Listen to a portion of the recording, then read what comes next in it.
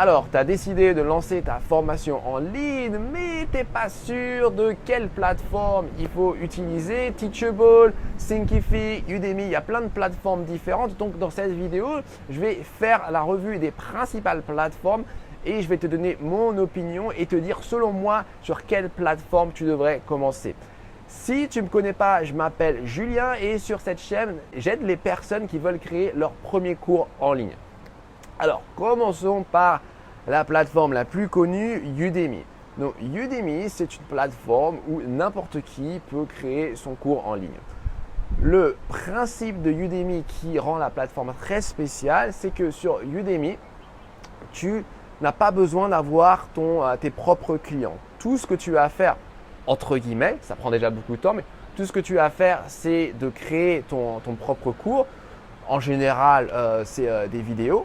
Tu l'uploads sur Udemy, il n'y a pas besoin de connaître la programmation, tout avec des interfaces visuelles. Et 2-3 clics et boum, ton cours est lancé. Et ensuite, Udemy en fait va t'amener des clients parce qu'ils ont une grosse marketplace avec plein d'étudiants. Ils ont un moteur de recherche, donc c'est un petit peu comme le Google des cours si tu veux. Les gens qui vont faire leurs recherches et puis qui vont tomber sur ton cours, ils vont regarder la description du cours et puis si ça leur plaît, ils vont l'acheter.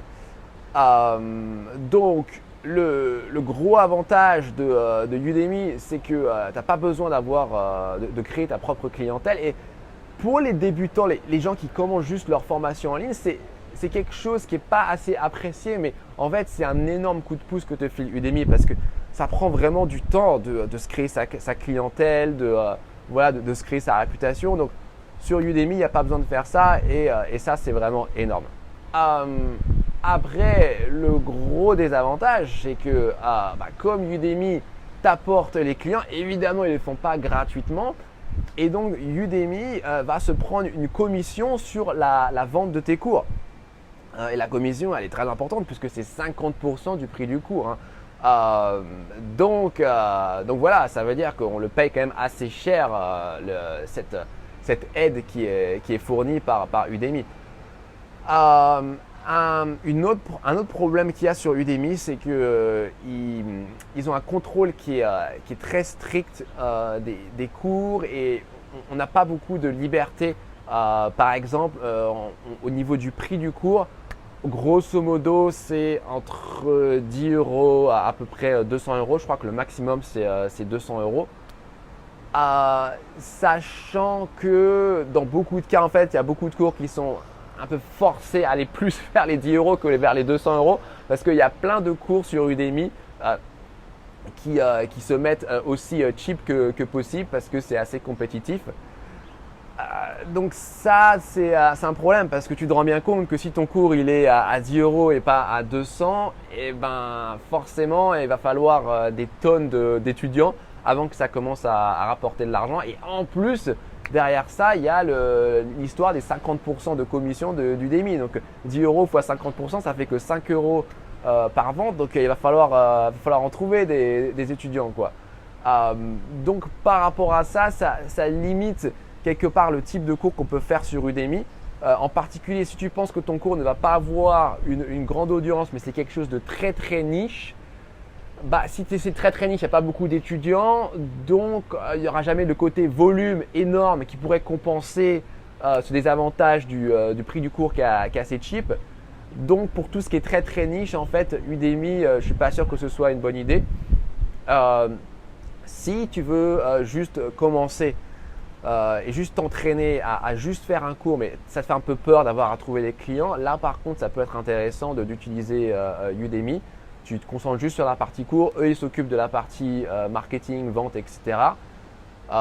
Et puis après, fort de cette expérience sur Udemy, après tu pourras bouger en dehors de la plateforme. Personnellement, c'est très important pour moi d'être indépendant. Je veux vraiment contrôler mes ventes, mon marketing. Je veux avoir une communication directe avec les clients. Je veux avoir les emails de mes clients pour les contacter, pour faire mon marketing, etc. moi-même. Et c'est quelque chose que tu ne peux pas avoir sur Udemy. Donc, pour moi, juste par rapport à cette raison, je ne mettrai pas je ne ferai pas un effort démesuré sur Udemy. À l'heure où j'enregistre cette vidéo, je n'ai pas de cours sur Udemy. Peut-être que dans le futur, j'en aurai, mais probablement que j'en ferai pas ma plateforme première. Donc, ça y est pour Udemy. La prochaine plateforme qu'on va passer en revue, c'est Teachable. Donc Teachable, c'est un petit peu comme un Udemy, mais en mode marque blanche, white label. Ça veut dire qu'ils vont offrir la technologie, donc la capacité d'uploader un cours sur Teachable. Donc tu vas pouvoir uploader tes vidéos, textes, tout ce dont tu as besoin pour créer un cours. Tu peux utiliser la technologie de Teachable, mais ils n'offrent pas la marketplace comme le fait Udemy. Donc avec Teachable, c'est vraiment à toi de trouver tes propres clients. Par exemple, en créant ta chaîne YouTube, en créant ton blog ou en faisant peu importe, avec des affiliés, ce que tu veux, mais c'est à toi de trouver les clients.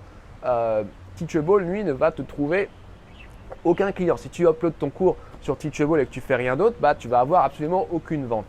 Voilà.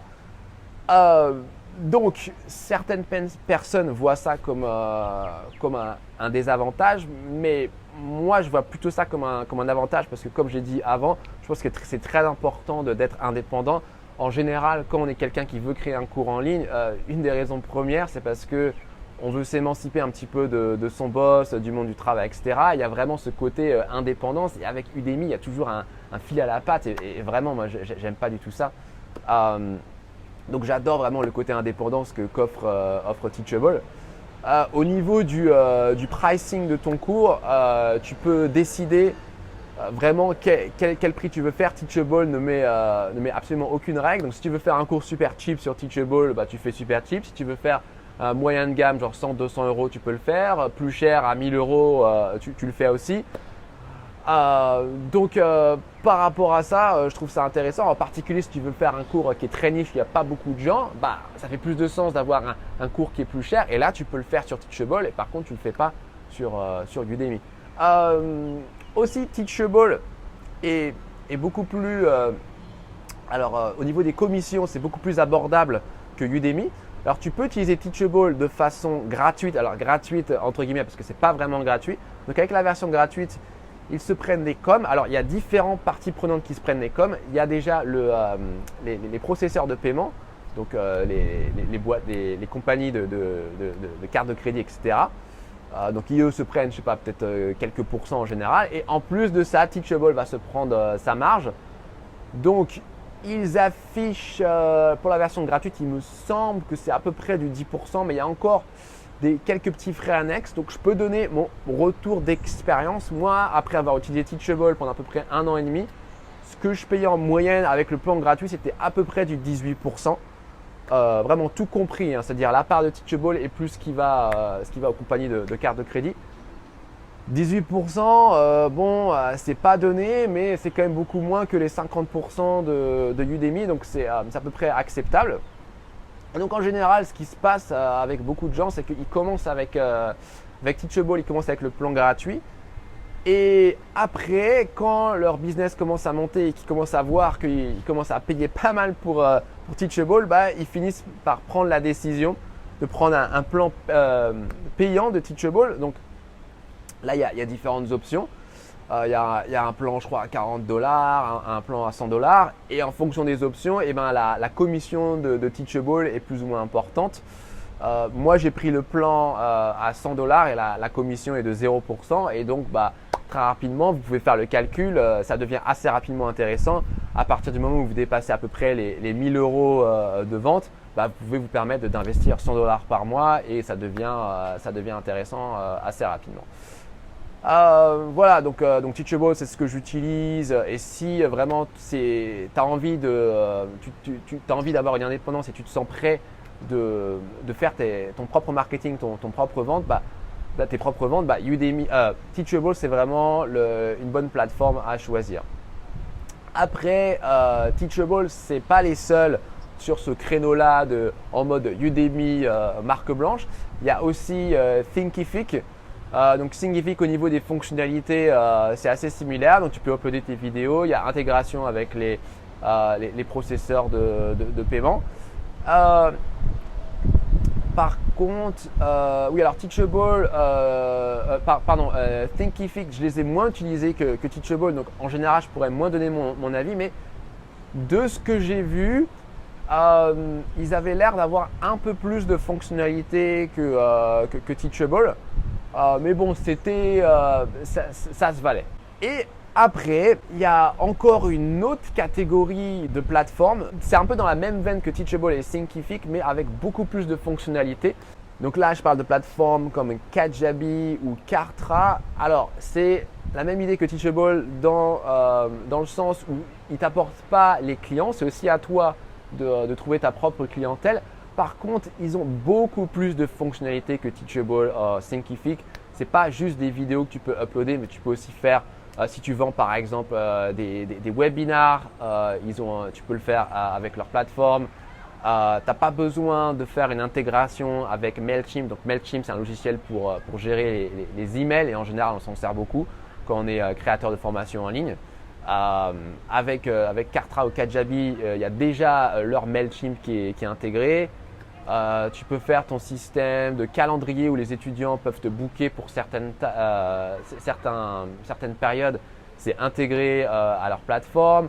Ils ont aussi un système de landing page assez sophistiqué. Donc en gros, toutes les fonctionnalités que tu peux trouver sur un logiciel comme ClickFunnels, c'est déjà intégré à Kartra et Kajabi. Et ils ont encore plein d'autres intégrations. Donc en gros, Kartra et Kajabi, c'est un peu comme des Teachable, mais vraiment plus. C'est comme si tu intégrais 150 milliards de fonctionnalités dans un seul produit. Donc, il y a du pour et du contre. Le pour, c'est qu'il n'y a pas à faire toutes ces intégrations que tu peux avoir à faire avec Teachable. Avec Teachable, en général, tu utilises un logiciel séparé pour les emails, des fois aussi pour les landing pages. Et puis tu peux aller encore plus loin dans les logiciels tiers que tu utilises. Mais il faut faire des intégrations et ce n'est pas toujours facile. Avec Kajabi et Kartra, il n'y a pas besoin de faire toutes ces intégrations.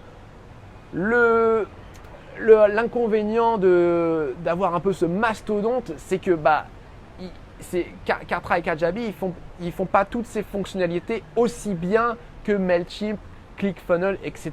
C'est quand même un peu plus simple. Il y a aussi un côté usine à gaz, comme il y a toutes ces fonctionnalités, ça peut être un peu… ça peut vous prendre de court d'avoir toutes ces fonctionnalités dans un seul software.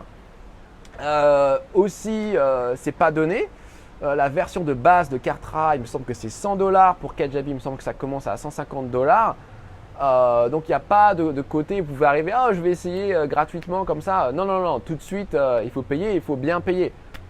Donc, ce qui se passe pour pas mal de gens, c'est qu'il y a pas mal de gens qui commencent sur Teachable ou Thinkific et après qui se sentent un peu frustrés par le manque de fonctionnalités et qui finissent par migrer sur Kartra ou Kajabi. Personnellement, je me sens encore confortable sur Teachable, donc je n'ai pas décidé de faire la migration, mais peut-être qu'un jour dans le futur, je le ferai. Voilà, donc c'est un petit peu les trois types de plateformes que vous pouvez trouver, Udemy, Teachable, Thinkific et après Kartra, Kajabi. Donc par rapport à tout ce que je vous ai dit dans cette vidéo, j'ai une question à vous poser. Quelle plateforme vous allez utiliser pour commencer et pourquoi?